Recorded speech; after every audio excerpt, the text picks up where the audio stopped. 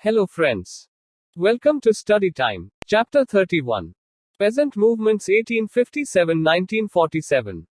Peasantry under colonialism. The impoverishment of the Indian peasantry was a direct result of the transformation of the agrarian structure due to filled circle colonial economic policies. Filled circle ruin of the handicrafts leading to overcrowding of land. Filled circle the new land revenue system. Filled circle colonial administrative and judicial system. The peasants suffered from high rents, illegal levies, arbitrary evictions and unpaid labor in zamindari areas. In Riotwari areas, the government itself levied heavy land revenue. The overburdened farmer, fearing loss of his only source of livelihood, often approached the local moneylender who made full use of the former's difficulties by extracting high rates of interests on the money lent. Often, the farmer had to mortgage his land and cattle. Sometimes, the money lender seized the mortgaged belongings. Gradually, over large areas, the actual cultivators were reduced to the status of tenants at will, sharecroppers and landless laborers. The peasants often resisted the exploitation, and soon they realized that their real enemy was the colonial state. Sometimes, the desperate peasants took to crime to come out of intolerable conditions. These crimes included robbery, dacoity and what has been called social banditry. A survey of early peasant movements. Indigo Revolt 1859-60. In Bengal, the indigo planters, nearly all Europeans, exploited the local peasants by forcing them to grow indigo on their lands instead of the more paying crops like rice. The planters forced the peasants to take advance sums and enter into fraudulent contracts which were then used against the peasants. The planters intimidated the peasants through kidnappings, illegal confinements, flogging, attacks on women and children, seizure of cattle, burning and demolition of houses and destruction of crops. The anger of the peasants exploded in 1859 when, led by Digambar Bishwas and Bishnu Bishwas of Nadir district, they decided not to grow indigo under duress and resisted the physical pressure of the planters and their Lathiels retainers, backed by police and the courts. They also organized a counter-force against the planters' attacks. The planters also tried methods like evictions and enhanced rents.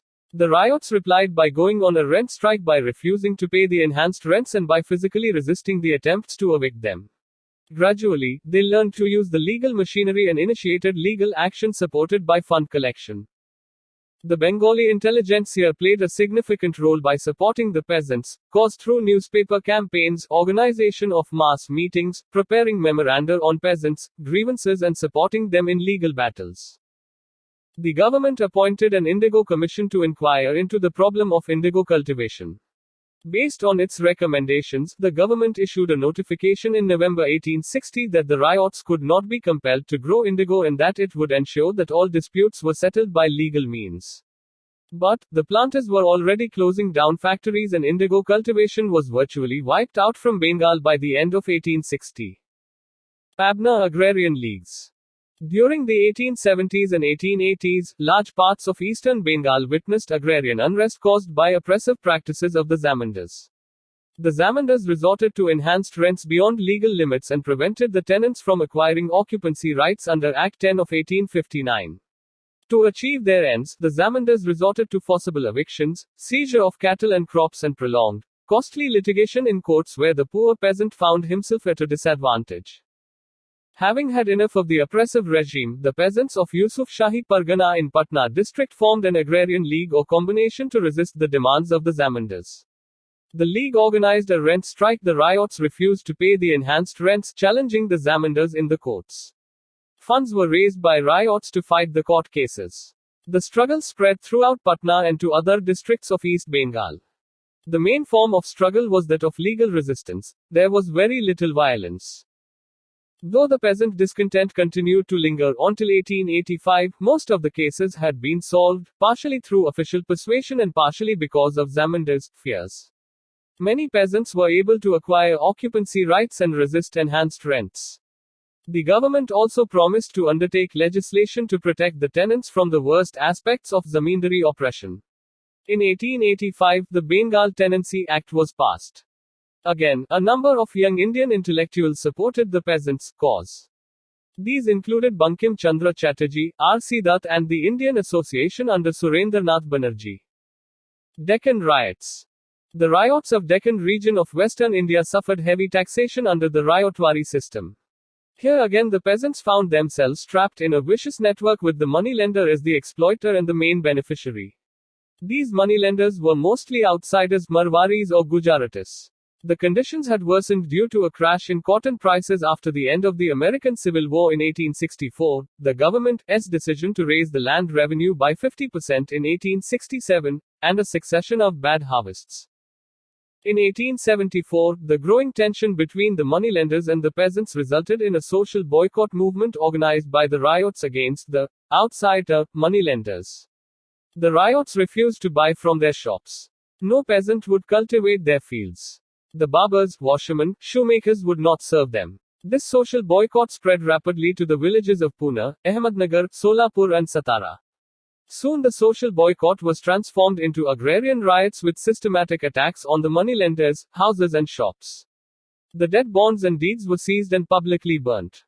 The government succeeded in repressing the movement. As a conciliatory measure, the Deccan Agriculturists Relief Act was passed in 1879. This time also, the modern nationalist intelligentsia of Maharashtra supported the peasants' cause. Changed nature of peasant movements after 1857. Field circle peasants emerged as the main force in agrarian movements, fighting directly for their own demands. Field circle the demands were centered almost wholly on economic issues. Field circle the movements were directed against the immediate enemies of the peasant, foreign planters and indigenous zamindars and moneylenders. Field circle the struggles were directed towards specific and limited objectives and redressal of particular grievances. Field circle colonialism was not the target of these movements. Field circle it was not the objective of these movements to end the system of subordination or exploitation of the peasants. Field circle territorial reach was limited. Field circle there was no continuity of struggle or long-term organization. Field circle the peasants developed a strong awareness of their legal rights and asserted them in and outside the courts. Weaknesses. Field circle there was a lack of an adequate understanding of colonialism. Field circle the 19th century peasants did not possess a new ideology and a new social, economic and political program. Field circle these struggles, however militant, occurred within the framework of the old societal order lacking a positive conception of an alternative society. Later movements. The peasant movements of the 20th century were deeply influenced by and had a marked impact on the national freedom struggle. Refer to the chapters on freedom movement for Champaran and Kheda Satyagraha. The Kisan Sabha movement. After the 1857 revolt, the Awadh talukdars had got back their lands. This strengthened the hold of the talukdars or big landlords over the agrarian society of the province.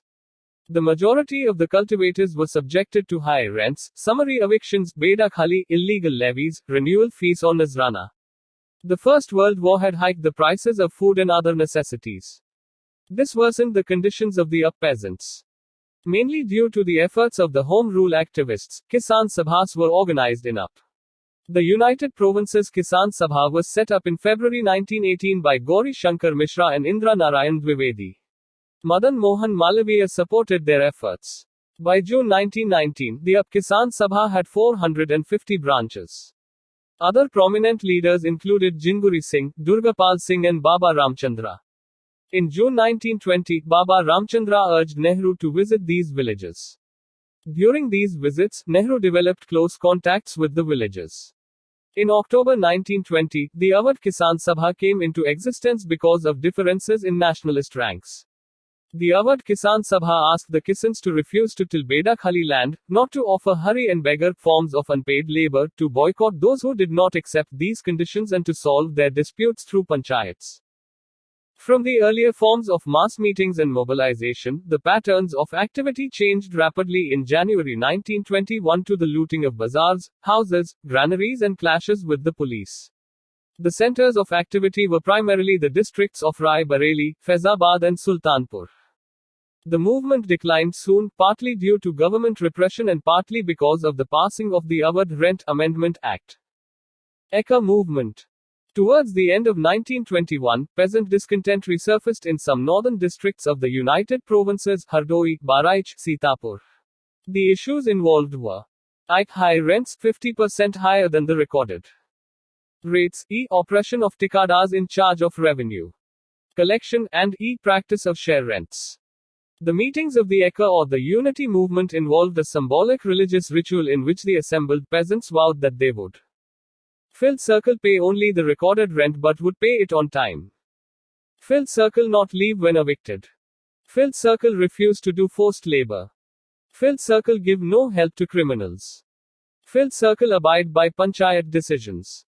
The grassroots leadership of the Ekka movement came from Madari Pasi and other low-caste leaders, and many small zamindars. By March 1922, severe repression by authorities brought the movement to an end. Mappila Revolt. The Mappilas were the Muslim tenants inhabiting the Malabar region where most of the landlords were Hindus. The Mappilas had expressed their resentment against the oppression of the landlords during the 19th century also. Their grievances centered around lack of security of tenure, high rents, renewal fees and other oppressive exactions. The Mappila tenants were particularly encouraged by the demand of the local Congress body for a government legislation regulating tenant-landlord relations. Soon, the Mappila movement merged with the ongoing Khilafat agitation. The leaders of the Khilafat non-cooperation movement like Gandhi, Shaukat Ali and Maulana Azad addressed Mappila meetings. After the arrest of national leaders, the leadership passed into the hands of local Mappila leaders. Things took a turn for the worse in August 1921 when the arrest of a respected priest leader, Ali Musalia, sparked off large-scale riots. Initially, the symbols of British authority courts, police stations, treasuries and officers, and unpopular landlords, Jenmis who were mostly Hindus were the targets. But once the British declared martial law and repression began in earnest, the character of the rebellion underwent a definite change. Many Hindus were seen by the Mappilas to be helping the authorities. What began as an anti-government and anti-landlord affair acquired communal overtones. The communalization of the rebellion completed the isolation of the Mappilas from the Khilafat non-cooperation movement. By December 1921, all resistance had come to a stop. Bardoli Satyagraha. The Bardoli Taluka in Surat district had witnessed intense politicization after the coming of Gandhi on the national political scene. The movement sparked off in January 1926 when the authorities decided to increase the land revenue by 30%. The Congress leaders were quick to protest and a Bardoli inquiry committee was set up to go into the issue. The committee found the revenue hike to be unjustified. In February 1926, Vallabhbhai Patel was called to lead the movement. The women of Bardoli gave him the title of Sardar. Under Patel, the Bardoli peasants resolved to refuse payments of the revised assessment until the government appointed an independent tribunal or accepted the current amount as full payment. To organize the movement, Patel set up 13 Chavanas or workers' camps in the taluka. Bardoli Satyagraha Patrika was brought out to mobilize public opinion. An intelligence wing was set up to make sure all the tenants followed the movement's resolutions. Those who opposed the movement faced a social boycott. Special emphasis was placed on the mobilization of women. K.M. Munshi and Lalji Naranji resigned from the Bombay Legislative Council in support of the movement. By August 1928, massive tension had built up in the area. There were prospects of a railway strike in Bombay. Gandhi reached Bardoli to stand by in case of any emergency. The government was looking for a graceful withdrawal now. It set the condition that first the enhanced rent be paid by all the occupants, not actually done. Then, a committee went into the whole affair and found the revenue hike to be unjustified and recommended a rise of 6.03% only. During the 1930s, the peasant awakening was influenced by the Great Depression in the industrialized countries and the civil disobedience movement, which took the form of no rent, no revenue movement in many areas. Also, after the decline of the active phase movement 1932, many new entrants to active politics started looking for suitable outlets for release of their energies and took to organization of peasants. The All India Kisan Congress Sabha. This Sabha was founded in Lucknow in April 1936 with Swami Sajanand Saraswati as the president and N.G. Ranga as the general secretary. A Kisan manifesto was issued and a periodical under Indulal Yagnik started. The AIKS and the Congress held their sessions in Faspa in 1936.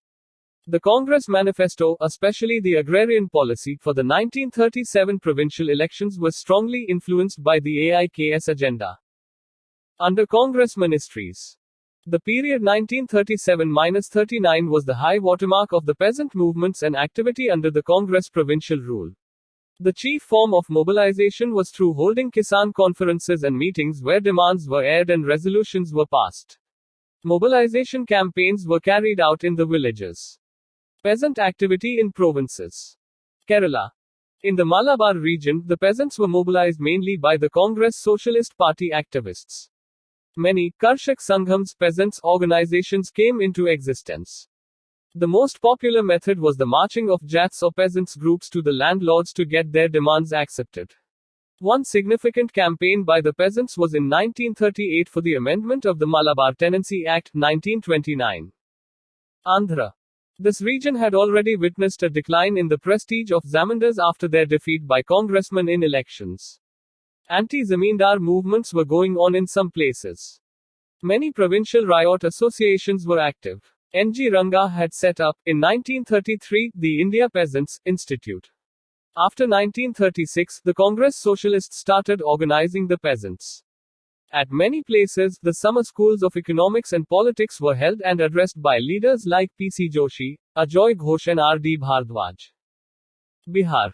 Here, Sajanand Saraswati was joined by Karyanand Sharma, Yadunandan Sharma, Rahul Sankritayan, Panchanand Sharma, Jamun Karjiti, etc.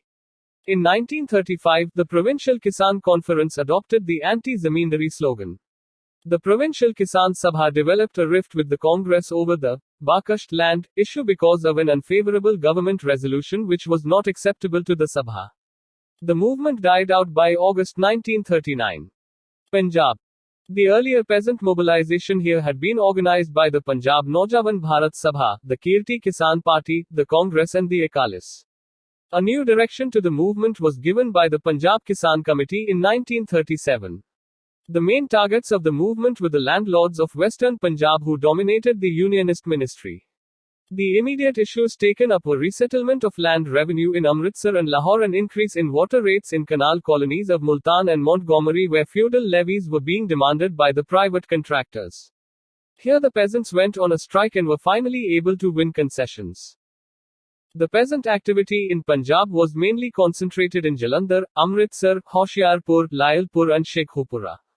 The Muslim tenants at will of West Punjab and the Hindu peasants of southeastern Punjab today, Haryana, remained largely unaffected. Peasant activity was also organized in Bengal, Burdwan and 24 Parganas, Assam, Surma Valley, Orissa, Central Provinces and NWFP. During the war, because of a pro-war line adopted by the communists, the AIKS was split on communist and non-communist lines and many veteran leaders like Sajanand, Indulal Yagnik and N.G. Ranga left the Sabha. But the Kisan Sabha continued to work among the people. It did notable work during the famine of 1943. Post-war phase Tebhaga movement. In September 1946, the Bengal Provincial Kisan Sabha gave a call to implement, through mass struggle, the Flood Commission recommendations of Tebhaga, 2/3 share, to the Bargardars, the sharecroppers also known as Bachhasi or Adhyar, instead of the 1/2 share. The Bargardars worked on lands rented from the Jotedars. The communist cadres, including many urban student militias, went to the countryside to organize the Bargardars. The central slogan was, Nich Hamare Dhan Tolo, i.e., sharecroppers taking the paddy to their own threshing floor and not to the Jotedar's house, as before, so as to enforce Tebhaga. The storm center of the movement was North Bengal, principally among Rajbanshas, a low caste of tribal origin. Muslims also participated in large numbers. The movement dissipated soon, because of the League Ministry's stop of the Bargardari Bill, and intensified repression, the popularization of the Hindu Mahasabha's agitation for a separate Bengal and renewed riots in Calcutta which ended the prospects of sympathetic support from the urban sections. Telangana Movement. This was the biggest peasant guerrilla war of modern Indian history affecting 3,000 villages and 3 million population. The princely state of Hyderabad under Rasajahi Nizams was marked by a combination of religious linguistic domination, by a Mall Urdu-speaking Muslim elite ruling over predominantly Hindu Telugu, Marathi, Kannada-speaking groups, total lack of political and civil liberties, grossest forms of forced exploitation by Deshmukhs, Jagirdars, Dauras, landlords, in forms of forced labor, Vethi, and illegal exactions. During the war, the communist-led guerrillas had built a strong base in Telangana villages through Andhra Mahasabha and had been leading local struggles on issues such as wartime exactions, abuse of rationing, excessive rent and Vethi. The uprising began in July 1946 when a Deshmukh thug murdered a village militant in Jangaon taluk of Nalgonda. Soon, the uprising spread to Warangal and Khammam. The peasants organized themselves into village sanghams and attacked using lathis, stone slings and chili powder. They had to face brutal repression. The movement was at its greatest intensity between August 1947 and September 1948. The peasants brought about a rout of the Razakars, the Nizam's stormtroopers. Once the Indian security forces took over Hyderabad, the movement fizzled out. The Telangana movement had many positive achievements to its credit. Filled circle in the villages controlled by guerrillas, Vethi and forced labor disappeared. Filled circle agricultural wages were raised. Filled circle illegally seized lands were restored. Filled circle steps were taken to fix ceilings and redistribute lands. Filled circle measures were taken to improve irrigation and fight cholera. Filled circle an improvement in the condition of women was witnessed. Filled circle the autocratic feudal regime of India's biggest princely state was shaken up, clearing the way for the formation of Andhra Pradesh on linguistic lines and realizing another aim of the national movement in this region. Balance sheet of peasant movements. These movements created an atmosphere for post-independence agrarian reforms, for instance, abolition of zamindari. They eroded the power of the landed class, thus adding to the transformation of the agrarian structure. These movements were based on the ideology of nationalism. The nature of these movements was similar in diverse areas. The end. Thank you for listening. Please like, share, comment and subscribe.